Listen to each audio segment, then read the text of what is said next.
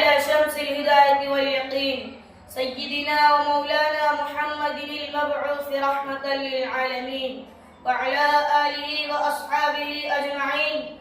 أما بعد، فأعوذ بالله من الشيطان الرجيم. بسم الله الرحمن الرحيم. قل هل يستوي الذين يعلمون والذين لا يعلمون.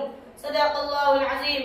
محترم صدر جلسہ، اسٹیج پر تشریف فرما علماء اکرام، مہمانان عظام اور اس عظیم الشان اجلاس عام میں شرکت کرنے والے بندگان توحید، انتہائی قابل مبارکباد ہے کہ جنہوں نے ادارے کی آواز پر لبیک کہا اور اپنی بے شمار دینی و دنیاوی، سیاسی و سماجی، قومی و ملی مصروفیات کو بالائے طاق رکھ کر علم اور اہل علم سے والہانہ محبت و تعلق کا ثبوت دیتے ہوئے شریک بزم ہوئے. رب ذوالجلال آپ کے اس تعلق کامل کا اپنی شان بدلہ عطا فرمائے. آج کی اس پررونق محفل میں میرا موضوع سخن ہے مدارس اسلامیہ کی اہمیت و ضرورت. ملت اسلامیہ کے درد مند نوجوانوں، ہندوستان میں مدارس اسلامیہ کے وجود کا پس منظر اور داستان کچھ اس طرح ہے. بتقدیر خداوندی مغلیہ سلطنت کا ٹمٹماتا ہوا چراغ جب 1857 عیسوی کی تحریک آزادی کے ناکامی کے بعد سے بجھ گیا تو انگریز نے ہندوستان سے اسلام کو نکالنے کا بگل بجا دیا اور علم دین کے مراکزوں کو اجاڑنا شروع کر دیا. اس وقت مؤرخ قلم روک کر ظاہری حالات سے نتیجہ اخذ کر رہا تھا کہ اب شاید ہندوستان میں اسلام کا مستقبل تاریخ ہو جائے گا، یہاں کی مسجدیں ویران ہو جائیں گی، ٹوپی اور داڑھی کا چلن خواب و خیال بن جائے گا. قال اللہ اور قال رسول کی صدائیں سننے کو ہندوستان کے وامدر ترس جائیں گے.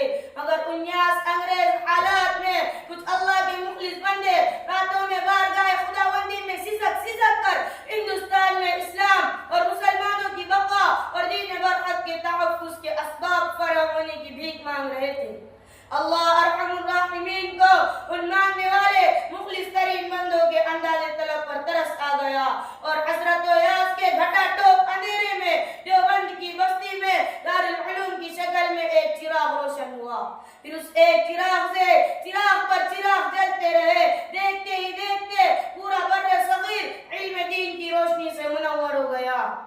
حاضرین گرامی، ملک کے چپے چپے میں جس شکل میں بھی اس وقت مدارس اسلامیہ آپ کے سامنے ہے، یہ اسلام کے مضبوط قلعے ہے، دین کی آہنی حصار ہے، ملت اسلامیہ کے دھڑکتے دل ہے، اسلامی کلچر و ثقافت کے آئینہ دار ہے، اخلاق و ایمان، اخلاص و روحانیت کے سرچشمے ہے.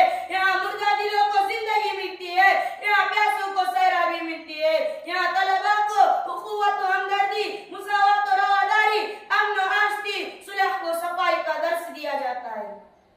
ان کے عقائد و افکار کو درست کیا جاتا ہے. انہیں کفر شرک کی ضلالت و جہالت کے گھٹا ٹوپ اندھیرے سے نکال کر خدا وحدہ لا شریک لہ کی طرف رہنمائی کی جاتی ہے. حاضرین گرامی، جس علاقے کے افراد اور مسلمان نسلیں مدارس سے وابستہ رہیں گے وہاں دینداری باقی رہیں گی. حتیٰ کہ فکری ارتداد کی سازش بھی کامیاب ہوتی نظر آئی.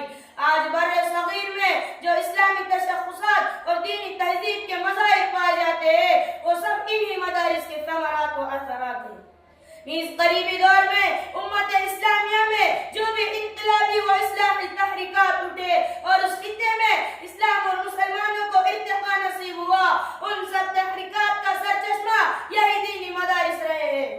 تحریک سید احمد شہید، تحریک ریشمی رومال اور اسلامی تحریکات میں دعوت و تبلیغ، ان تمام تحریکات کے نمایاں قائدین مدارس ہی کے فیض یافتاروں سے وابستہ تھے. حاضرین گرامی، ملک کے طول و عرض میں جہاں بھی مدارس اسلامیہ قائم ہے وہ بہت بڑی نعمت ہے جو معاشرے میں ریڑھ کی ہڈی کی حیثیت ہے، جو سماج کی سوسائٹی اور مکن ہے. اسی لیے ہمارا تعلق بھی ان سے ایسا ہی ہونا چاہیے جیسا جسم کا روح سے، آفتاب کا روشنی سے. اگر یہ تعلق باقی ہے تو سمجھ لیجئے جسم و روح دونوں زندہ ہے، اور اگر یہ تعلق ختم ہوا تو خدا ہی ہمارا محافظ ہے. اسی وجہ سے شاعر مشرق علامہ اقبال نے مدارس کے بارے میں یہ حقیقت آفری تبصرہ کیا تھا کہ ان مکتب